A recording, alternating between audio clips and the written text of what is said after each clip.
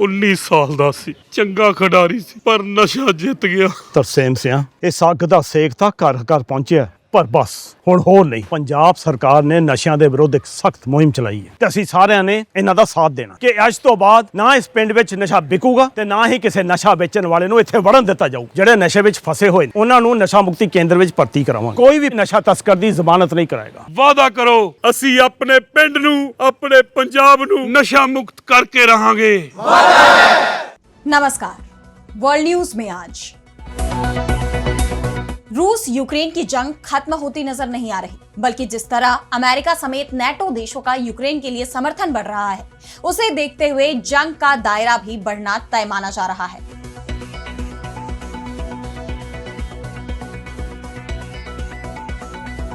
अब इस जंग में प्रत्यक्ष रूप से नेटो देशों के शामिल होने की आशंका जताई जा रही है, क्योंकि रूस ने यह साफ कर दिया है कि वो अपने क्षेत्रों की रक्षा के लिए हर तरीके से तैयार है।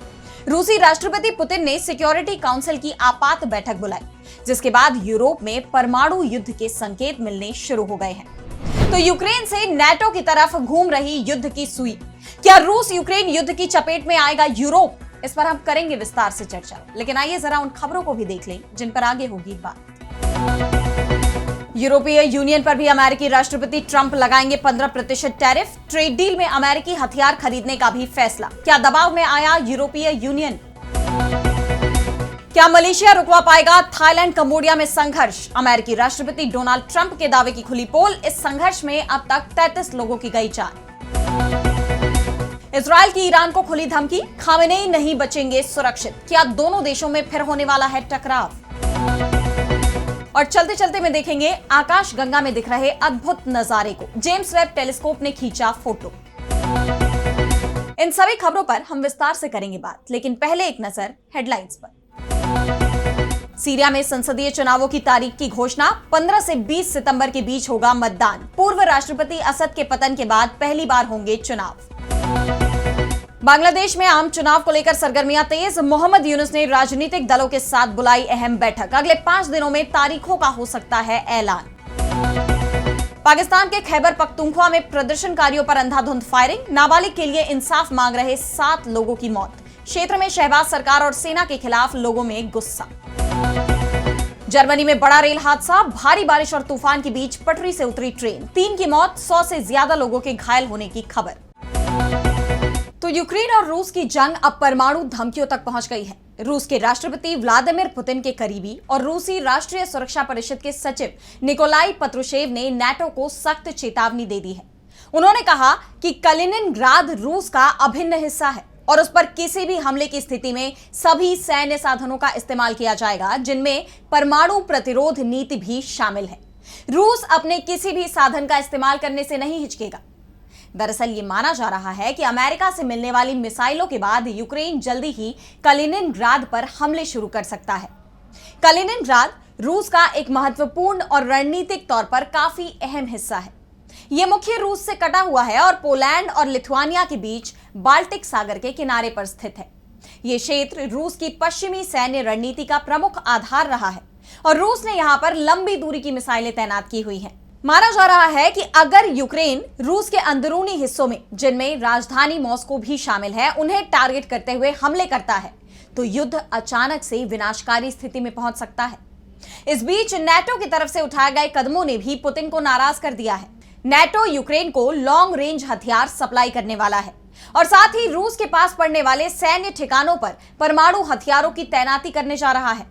इस खबर के सामने आते ही पुतिन ने सिक्योरिटी काउंसिल की आपात बैठक बुला ली और नेटो पर कार्रवाई का ब्लूप्रिंट भी तैयार कर लिया।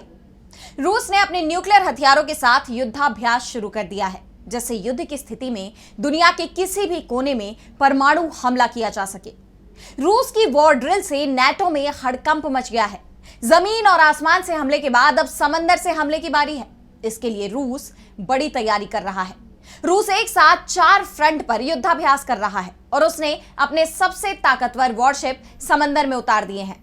रूस ने इस बार अपनी सभी न्यूक्लियर सबमरीन चक्रव्यूह तैयार करने के लिए भेजी है और साथ ही बॉम्बर्स से नेटो देशों को भी धमकाया जा रहा है। सिर्फ इतना ही नहीं, रूस ने संकेत भी दे दिया है कि वो हर परिस्थिति के लिए तैयार है।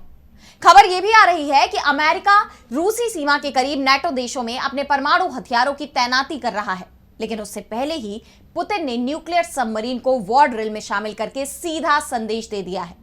रूस अब एटमी युद्ध के लिए तैयार है। दरअसल ये माना जा रहा है कि पुतिन अब यूक्रेन के साथ जंग को ज्यादा लंबा नहीं खींचना चाहते। अगस्त में यूक्रेन का ऑपरेशन खत्म करने की रणनीति तैयार की जा रही है। रूसी सेना भी इसी तरह आगे बढ़ रही है, जबकि यूरोप ये मान रहा है कि अगर इसमें यूक्रेन की हार होती है तो फिर रूस का दबदबा पूरे क्षेत्र में बढ़ जाएगा। इसलिए यूक्रेन को ऐसे हथियारों की सप्लाई शुरू की जा रही है जिनसे मॉस्को को भी टारगेट किया जा सके। लेकिन इससे परमाणु जंग शुरू होने का नया खतरा पैदा हो गया है। दरअसल रूस लगातार नाटो देशों को यह मैसेज दे रहा है कि यूक्रेन युद्ध में नाटो शामिल ना हो, नहीं तो रूस नाटो पर भी हमला कर सकता है। लेकिन नाटो ने यूक्रेन को खुलेआम हथियार भेजकर अपने इरादे जाहिर कर दिए हैं। अब अमेरिका भी सैन्य मदद फिर से कर रहा है। इससे क्रेमलिन बौखला गया है, यानी युद्ध की सुई अब यूक्रेन से नाटो की तरफ घूम रही है। यह यूरोप में एटमी विनाश के संकेत है। और अब बढ़ते हैं अगली खबर की तरफ, जहां हम बात करेंगे यूरोपियन यूनियन के साथ अमेरिका की ट्रेड डील की। तो जैसा कि आप जानते हैं कि 1 अगस्त से तमाम देशों पर अमेरिकी टैरिफ लागू होने वाला है।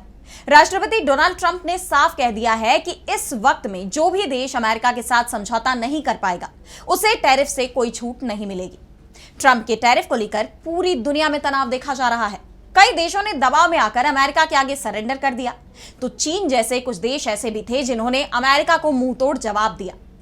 इसी कड़ी में अब यूरोपियन यूनियन ने अमेरिका के साथ समझौता कर लिया है। दोनों पक्ष यूरोपीय संघ के सभी उत्पादों पर अमेरिका में 15% टैरिफ लगाने पर राजी हुए हैं, जिसे देखते हुए यह माना जा रहा है कि यूरोपियन यूनियन जो पहले तक तो अमेरिका को आंख दिखा रहा था, अब उसने सरेंडर कर दिया है। वो ट्रंप की धमकियों के आगे झुक गया है।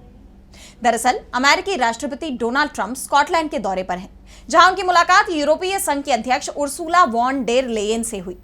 ट्रंप ने वैसे तो यूरोपियन यूनियन पर 30% टैरिफ लगाने की धमकी दी थी, लेकिन इस मुलाकात के दौरान इसके आधे टैरिफ पर दोनों देशों में समझौता हो गया, जिसके बाद ट्रंप ने कहा कि यह अब तक का सबसे बड़ा व्यापार समझौता है, जिससे दोनों पक्षों को व्यापक आर्थिक लाभ होने की उम्मीद है। अब इस समझौते को देखें तो जिन शर्तों के साथ ये डील हुई है, उसके मुताबिक इस समझौते के तहत सभी देशों के बाजार खोल दिए जाएंगे और साथ ही यूरोपीय संघ पर सभी क्षेत्रों में 15% टैरिफ लगाए जाएंगे। यूरोपियन यूनियन अमेरिका से सैन्य उपकरणों की खरीद में भी वृद्धि करेगा। ऊर्जा क्षेत्र में भी यूरोपीय संघ अमेरिका से लगभग $150 अरब की ऊर्जा खरीदेगा, जो दोनों पक्षों की आर्थिक सहयोग को मजबूती देगा। यूरोपीय संघ अमेरिका में $600 अरब का निवेश करेगा, जिससे अमेरिका की अर्थव्यवस्था को भी बल मिलेगा। स्टील और एल्यूमीनियम पर पहले से लागू मौजूदा शुल्क व्यवस्था जारी रहेगी। चिप्स या सेमीकंडक्टर सेक्टर को लेकर अगले 2 हफ्तों के अंदर 232 सेक्शन के तहत नई घोषणा की जाएगी। इस समझौते के मुख्य बिंदुओं पर नजर डालने से यह साफ हो जाता है कि यह पूरी तरह से अमेरिका की तरफ झुकी हुई डील है।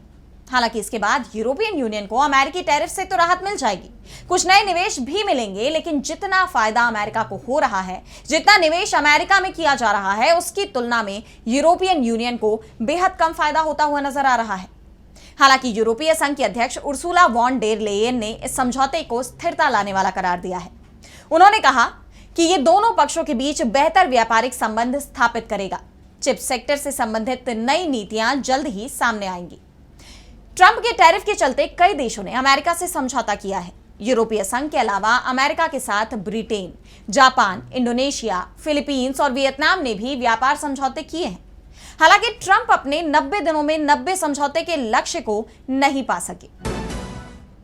और अब अगली खबर में बात होगी थाईलैंड और कंबोडिया के बीच शांति वार्ता की। तो एक मंदिर को लेकर थाईलैंड और कंबोडिया के बीच शुरू हुआ विवाद जंग में बदल गया और अब इस जंग को रोकने की कोशिशें चल रही हैं। अमेरिका के राष्ट्रपति डोनाल्ड ट्रंप ने कहा है कि हमारी धमकी के चलते दोनों ही देश जंग रोकने की तैयारी में हैं। मलेशिया की राजधानी कुआला लंपुर में शांति वार्ता को लेकर कुछ ही देर बाद बैठक होने वाली है। बैठक में थाईलैंड की तरफ से कार्यवाहक प्रधानमंत्री फुमथम वेचायाचाई और कंबोडिया की तरफ से प्रधानमंत्री हुन मानेट हिस्सा लेंगे, जबकि बैठक की अध्यक्षता मलेशिया करेगा। इस बातचीत से पहले अमेरिकी राष्ट्रपति डोनाल्ड ट्रंप का एक बयान सामने आया है।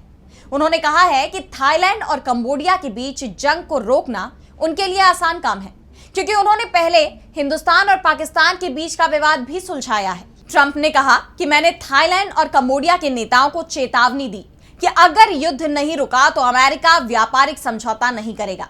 हम उनके साथ बहुत व्यापार करते हैं। वैसे ट्रंप की तरफ से भले ही यह दावा किया जा रहा है कि उनकी कोशिश के चलते दोनों ही देश सीजफायर को तैयार हुए, लेकिन मीडिया रिपोर्ट में दावा किया जा रहा है कि थाईलैंड और कंबोडिया दोनों ने ही एक दूसरे पर आरोप लगाए हैं कि वो तोपों से हमला कर रहे हैं, यानी जंग अभी भी चल रही है। कंबोडिया ने थाईलैंड पर जानबूझकर हमला करने का आरोप लगाया है। कंबोडियाई प्रधानमंत्री हुन मानेट ने दावा किया कि मलेशिया की मध्यस्थता में 24 जुलाई की रात दोनों ही देश सीजफायर पर सहमत हुए थे, लेकिन समझौते पर पहुंचने के 1 घंटे से भी कम वक्त में थाईलैंड ने अपना रुख बदल दिया और समझौते से हट गया। यूएन सुरक्षा परिषद की इमरजेंसी बैठक में भी कंबोडिया ने जंग को रुकवाने की मांग की। इस मीटिंग में थाईलैंड ने कंबोडिया पर सीमावर्ती इलाके में बारूदी सुरंगें बिछाने का आरोप लगाया। थाई राजदूत ने कहा कि कंबोडिया ने ही हमले शुरू किए।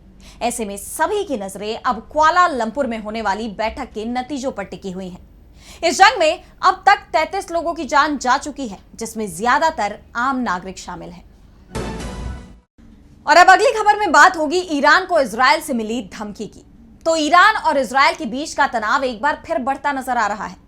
वैसे तो सीजफायर के बाद भी दोनों देशों के रिश्ते सामान्य नहीं हो पाए, लेकिन अब एक बार फिर इस बात की आशंका जताई जा रही है कि इजरायल की तरफ से ईरान पर बड़ा हमला होने वाला है। और इस बार उनके निशाने पर ईरान के वैज्ञानिक या फिर सैन्य कमांडर नहीं है, बल्कि उनका इरादा सीधे सर्वोच्च नेता आयतुल्ला अली खामेनेई को मारने का है। जी हां, इजरायल के रक्षा मंत्री इजराइल काट्ज ने ईरान को खुली धमकी दे दी है। काट्ज इजरायली एयरफोर्स के रेमन एयरबेस पर पहुंचे थे और इस दौरान इजरायली प्रधानमंत्री बेन्यामिन नेतन्याहू की मौजूदगी में उन्होंने कहा कि मैं खामेनेई को स्पष्ट संदेश देना चाहता हूं कि अगर आप इजरायल को धमकाते रहेंगे तो हमारा हाथ एक बार फिर ईरान तक पहुंचेगा। इस बार ये और ज्यादा ताकत के साथ होगा और इस बार हम आप तक व्यक्तिगत रूप से पहुंचेंगे। ऐसे में हमें धमकी मत दो, वरना तुम्हारा बहुत नुकसान हो जाएगा। काट्ज ने साफ कहा कि अगर ईरान की तरफ से हमारे देश को खतरा होगा तो फिर खामेनेई भी सुरक्षित नहीं रहेंगे, हम उन तक भी पहुंच जाएंगे। आपको बता दें कि इससे पहले भी इजरायल ने खामेनेई को लेकर ऐसे बयान दिए हैं। उनकी तरफ से यह साफ कहा गया कि जंग के दौरान भी खामेनेई उनके निशाने पर थे, लेकिन उन्हें ऐसा करने का मौका नहीं मिला, क्योंकि जंग शुरू होते ही खामेनेई एक गुप्त बंकर में चले गए, जहां तक पहुंचना ईरानियों के लिए भी आसान नहीं था। उन्होंने बंकर से ही पूरी जंग का संचालन किया। उनके पास कोई फोन या ऐसी कोई वस्तु नहीं थी जिससे उनकी लोकेशन का पता लगाया जा सके। हालांकि अमेरिकी राष्ट्रपति डोनाल्ड ट्रंप ने जरूर कहा था कि उन्हें पता है कि खामेनेई कहां है, लेकिन ईरान के परमाणु ठिकानों को लेकर उनके दावों की ही तरह इस दावे पर भी सवाल उठे। और अब जंग खत्म होने के बाद भी खामेनेई सार्वजनिक तौर पर उपस्थिति देने से बच रहे हैं। ऐसे में इजरायल उन्हें निशाना बना पाएगा, इस पर भी सवाल बने हुए हैं। लेकिन इस धमकी ने दोनों देशों के बीच जारी तनाव को और बढ़ा दिया है, जिसे लेकर वैश्विक स्तर पर चिंता जाहिर की जा रही है कि क्या जल्दी ही दोनों देशों में सैन्य टकराव होने वाला है। और अब चलते चलते में देखेंगे हमारी आकाश गंगा में दिख रहे अद्भुत नजारे को। तो ब्रह्मांड अनंत है, ऐसे में ये अपने अंदर कई रहस्य समेटे हुए हैं। वैज्ञानिक लगातार इन्हें सुलझाने की कोशिश कर रहे हैं। इस दौरान कई ऐसे नजारे दिखाई दे रहे हैं जो हैरान कर देते हैं। अब जेम्स वेब टेलीस्कोप के जरिए 2 ऐसे तारों को देखा गया है जो खुद अपनी मौत की तरफ बढ़ रहे हैं, और ये सब हो रहा है हमारी आकाशगंगा में, लेकिन पृथ्वी से 8000 प्रकाश वर्ष की दूरी पर। इस दुर्लभ स्टार सिस्टम को साल 2018 में खोजा गया था और इसका नाम रखा गया था एपेप, जो कि मिस्र के प्राचीन नाग देवता का नाम है, जिन्हें विनाश और अराजकता का प्रतीक माना जाता है। इसकी आकृति ऐसी दिखती है जैसे कोई सांप अपनी ही पूंछ को निगल रहा हो, और कुछ ऐसा ही नजारा जेम्स वेब स्पेस टेलीस्कोप में कैद हुआ है। पहले वैज्ञानिकों ने सोचा था कि यह सिस्टम एक बड़े मरते हुए तारे और उसके साथी के बीच का मामला है, जैसा हम पिनव्हील नेबुला में देखते हैं, लेकिन जेम्स वेब की नई तस्वीरों ने यह भ्रम तोड़ दिया। वैज्ञानिकों को पता चला कि इसमें एक नहीं बल्कि 2 मरते हुए सितारे मौजूद हैं, और तीसरा एक स्थिर विशाल तारा है जो इन दोनों की धूल में एक खाली गुहा बना रहा है। ये मरते हुए तारे वुल्फ रायट किस्म के हैं। ये तारे बेहद दुर्लभ होते हैं और मरने से पहले अपने अंदर से आयनाइज्ड हीलियम, कार्बन और नाइट्रोजन जैसी गैसों को तेजी से बाहर फेंकते हैं। यही गैसें सुपरनोवा बनाने की दिशा में पहला कदम होती हैं। इनकी कार्बन धूल इतनी गर्म होती है कि ये इंफ्रारेड तरंगों में चमकने लगती है। और बात सुपरनोवा की करें तो ये एक खगोलीय घटना है जो तब होती है जब एक तारा, विशेष रूप से एक विशाल तारा, अपने जीवन के अंत में पहुंचता है। यह विस्फोट इतना शक्तिशाली होता है कि यह कुछ हफ्तों या महीनों में उतनी ही ऊर्जा छोड़ता है जितनी कि हमारा सूर्य अपने पूरे अरबों साल के जीवन काल में करेगा। और कुछ ऐसा ही होता हुआ अब जेम्स वेब स्पेस टेलीस्कोप में कैद हुआ है। 2018 में चिली के वेरी लार्ज टेलीस्कोप ने इस सिस्टम की पहली झलक देखी थी, लेकिन अब जेम्स वेब के मिड इंफ्रारेड इंस्ट्रूमेंट यानी MIRI ने जो तस्वीरें भेजी हैं उसने विज्ञान को चौंका दिया। 2 बराबर ताकत वाले वुल्फ राइट सितारों के टकराते हुए सौर हवाओं ने धूल को एक विशाल कोने में फैला दिया, जो अब एक वायु पुंज की तरह दिखता है। फिलहाल आज इस वर्ल्ड बुलेटिन में इतना ही। देश दुनिया की तमाम बड़ी खबरों के लिए देखते रहिए DB लाइव और मुझे दीजिए इजाजत। नमस्कार।